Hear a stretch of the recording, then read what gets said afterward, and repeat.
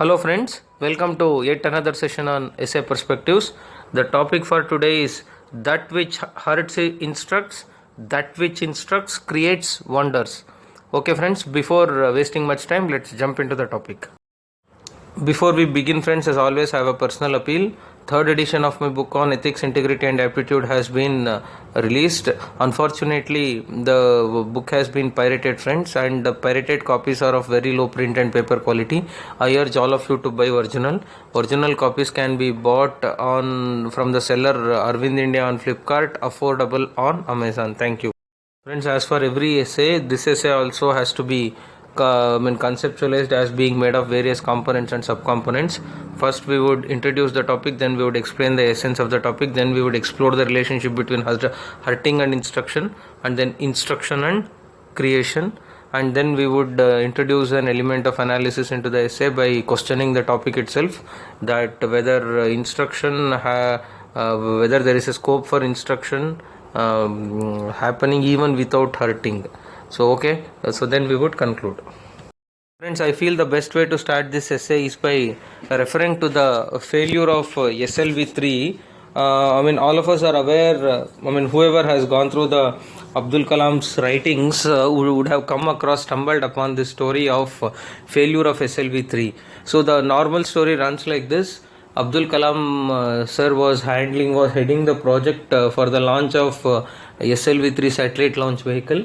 But unfortunately, the mission failed, so the satellite launch vehicle plunged into Bay of Bengal. Then it was taken to be a humiliation for the entire team, and Abdul Kalam sir was supposed to address the press conference, and finally he could. Then the then ISRO chairperson, Satish Dhawan sir, came forward and he addressed the media. And then after 8 months of hard work, then again the mission became successful for the second attempt. Then actually, instead of him going to the press conference, he let Abdul Kalam ji address the media. So Abdul Kalam ji always keeps saying that Satish Dhawan sir took responsibility for failure, but actually gave the credit of success to the entire team. This is the popular story that most of us are aware. But however, there is another underlying element, there is another angle to this story. See, that failure of SLV3 was loaded with a lot of learning. That hurt of failure, that hurt of determination, that hurt of self-doubt, so led the team to galvanize itself, invigorate itself, learn from all those mistakes and hit back with more force, and finally leading to the success in the second attempt. So the hurt of failure of SLV3 in the first attempt instructed the team about its shortcomings, and those instructions were consolidated and put in practice for the second attempt, that led to the creation of wonderful mission of SLV3 in the second attempt. So that is how you can link this popular anecdote to the topic. Then friends, in this type of philosophical essay topics, it is important for us to explore the essence of the topic itself. The key terms in the topic are hurting, instruction, creation, and also creation of wonders, if we may call so. And then we would explore the relationship among them. Then what is hurt? Hurt in this sense actually means failure, or not the failure coupled with the emotions that get tagged onto a failure. That may be failure of the emotion of despondency, the emotion of self-doubt, the emotion of diffidence, the emotion of humiliation.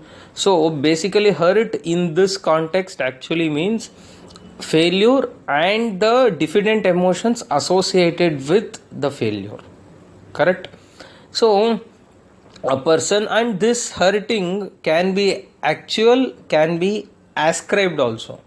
What do you mean by actual hurt? What do you mean by ascribed hurt? Let's take it this way. let us say you have invested in a business. When you have invested in a business, you have taken some wrong business decisions leading to incurring of losses. Maybe your investment itself has gotten eroded. There, this loss of money is actual hurt. You have lost something precious in your life. That is actual hurt. Then what is ascribed hurt? Ascribed hurt is more psychological. So the moment you have taken a decision, then the decision has gone wrong, you feel so sad, not only because of losing money, but also because of the fact that you took a wrong decision. You would start getting self-doubts about your competency, or you would feel humiliated. So this lack of contentment, lack of peace, lack of poise that sets in anyone's mind when everybody faces a failure is what we call ascribed hurt. I mean it's just a not any academic concept, it is just I only created. So of course you are free to do it in your essays.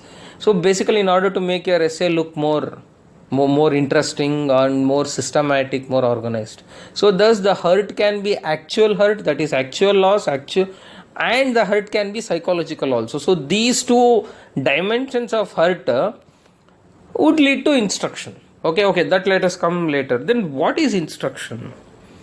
Instruction means guidance.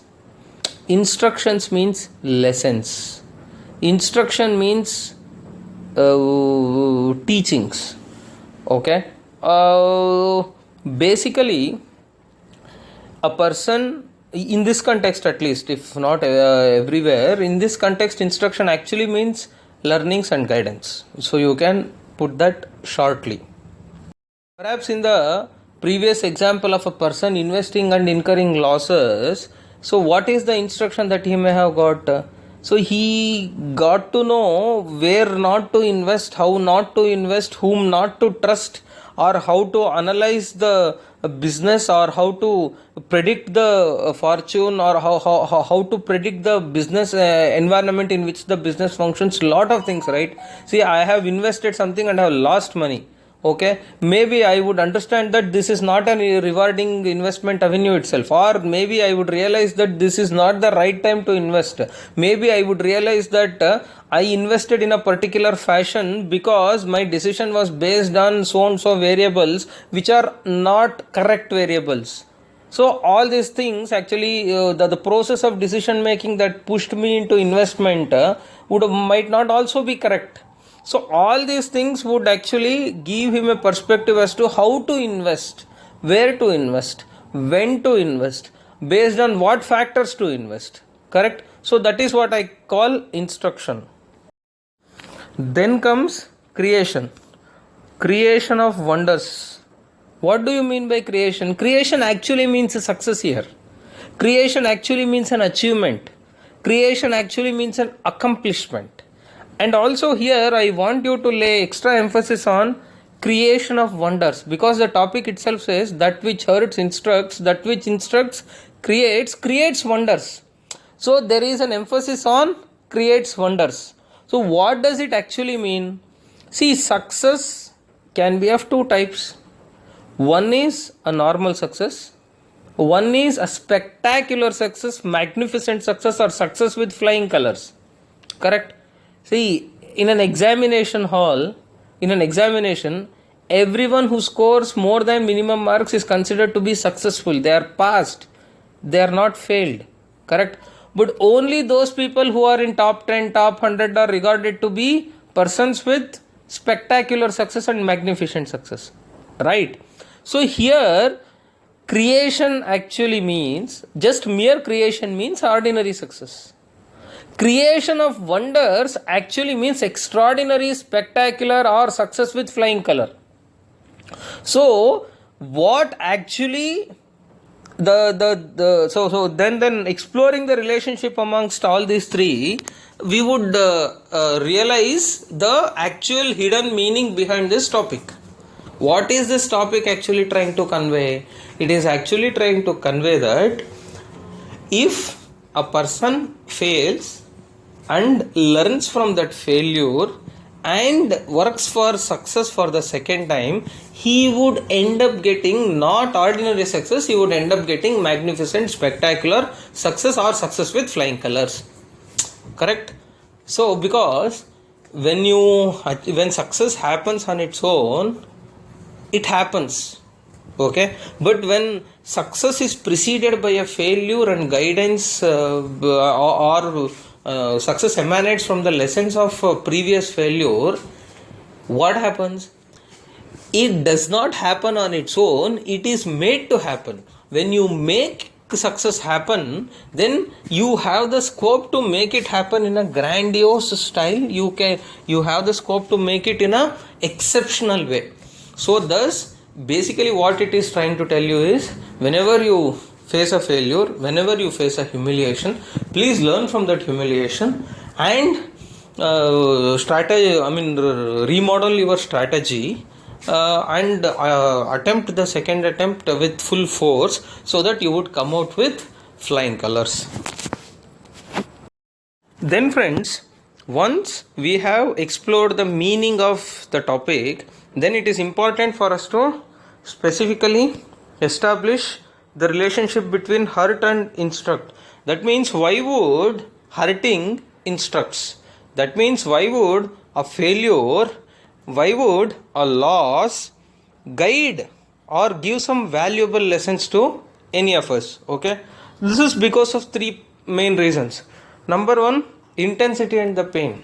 Because whenever you fail, whenever you lose, whenever you incur loss, the intensity of pain is immeasurable. Of course, I need not have to overemphasize this fact for UPSC aspirants, because losing every attempt is filled with a lot of immeasurable pain, immense pain. Correct? So that intensity of pain actually makes a person psychologically tuned to learn from the past. Because whenever you are in the pain, so you try to analyze, why did you get that pain, what were the missteps that you took, what were the perhaps what aspect of your strategy backfired, misfired, all these things you try to analyze, right? So that intensity of the pain actually makes you very serious about your future courses of action. So that's why hurting always instructs. Correct? If you don't feel that pain, perhaps you don't take effort to go back, analyze why you failed, and then make any corrections for yourself. You would not do that. You would not care to do that. Correct? So here, that intensity of failure, intensity and pain actually leads to instructions. Next is personal experience. See, normally when something happens to you, you understand it better. Coming back to the same UPSC example, so that I give a lot of examples of aspirants, because you people can relate to it better. So, because when you personally experience it, see, you would know, correct, this time I did not finish the paper. Or you would know that in last time's essay, perhaps I wrote first essay very well, but the second essay I did not have much time. So when I had to abruptly end the essay without proper conclusion. Though this time I should not do that.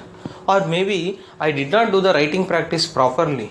Or maybe I did not revise particular subjects for prelims. So whatever. So all those things are a personal experience, because you have done it and you have failed it, or you wanted to do it and you could not do it. So that whenever there is a personal experience, you tend to learn more. Okay, rather than learning from others, learning from self actually makes things work. Then fear of failure. Perhaps I feel of all the three reasons, fear of failure is the most powerful. Fear of more failure, because you have already tasted a hurt and you know that the intensity of that hurt is unbearable. You don't want to experience that hurt or failure again. That actually makes you to pull up your socks, buckle up, and leave no stone unturned for the subsequent attempts. Correct? if that seriousness does not set in, the human tendency is to ignore a few things and then try to attempt success with half-hearted efforts. So those half-hearted efforts will translate into full-hearted efforts if and only if you become extremely serious. But that extreme seriousness comes if and only if you are fearful of one more failure. Once you have undergone the failure and you are like, enough is enough, let me not undergo failure anymore. So that's how things actually work. So this is the single most important reason why people try to draw lessons from their failure, which is hurt, and try to incorporate the same in their subsequent attempts. Then just as hurting leads to instruction leads to creation, and creation of wonders, right? But how would instruction leads to creation of wonders? I request all of you to consider this creation as creation of wonders. That means spectacular success, not an ordinary success. Because first it teaches us what not to do. Correct? Because what not to do is important. You did it, you attempted success in a particular way and that backfired. So you learnt, I should not do like that. Perhaps I should do in a different way. Maybe perhaps before mains, you revised everything multiple times without writing even once. You wanted to acquire as much knowledge as possible while you did not pay much attention to presenting the same knowledge in a crisp, time-bound fashion before the examiner. Correct? So then you understood, perhaps a mere acquisition of knowledge without writing practice would backfire. So you got to know what not to do. Correct? That's how this instructions, by knowing what not to do, you would not do that. You would do that in a better way, leading to a spectacular success.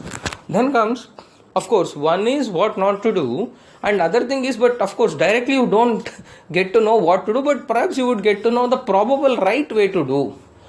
If not A, it is not binary always, right? It can be C, D, etc., etc. So I have failed in A, perhaps the right way to do this is B or C. I would try B this time. So this instruction leading to creation of wonders happens because it gives you two clarities, two directions. One is what not to do and probable right way to do. Okay, friends. So then, friends, once we have explained all these things, it is time for us to step back and then introduce an element of analysis into this essay. What is that element of analysis? I am asking, is instruction emanating from hurt mandatory for success or spectacular success always?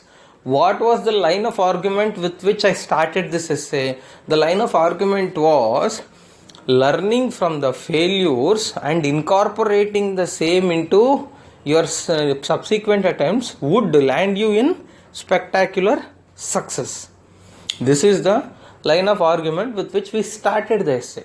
But here, at the juncture of analysis, we press the stop button and we try to counter ourselves, asking if instruction from failures always a prerequisite for attaining a spectacular success. Correct? Alternately, can instruction happen even without hurting? That means, can you not learn without undergoing the failure and use the same learnings for spectacular success? The answer is yes, that is also possible. When? How? Through two ways. One is learning from others' mistakes. I am a smart guy. I know my friend who got into UPSC preparation a few years ago has committed all these mistakes and is still trying. Let me not commit those mistakes. So learning from others' mistakes is one way. That is the key. Second, learning from success for better success. See, you need not have to learn only from failure, right? You can learn from success also. Maybe you can think, this time I have become successful, but maybe if I had done all these things in a better way, perhaps the magnitude of success would have been higher, greater. So that is another way in which you can extract or draw learnings. Okay, so thus what I am trying to tell you is, an aware soul, an active soul would try to draw learnings from everything around the world, whether it is success or failure, whether that success or failure is of self or for others. So my conclusion would be, a person who has the tendency or who has the inclination to draw success, to draw learnings from success or failures of self or others, and has the knack to incorporate the same in every course of action, would be better placed to taste spectacular success than ordinary success. Perhaps this is how you can conclude your essay. Okay friends, so thanks for the patient hearing. All the best.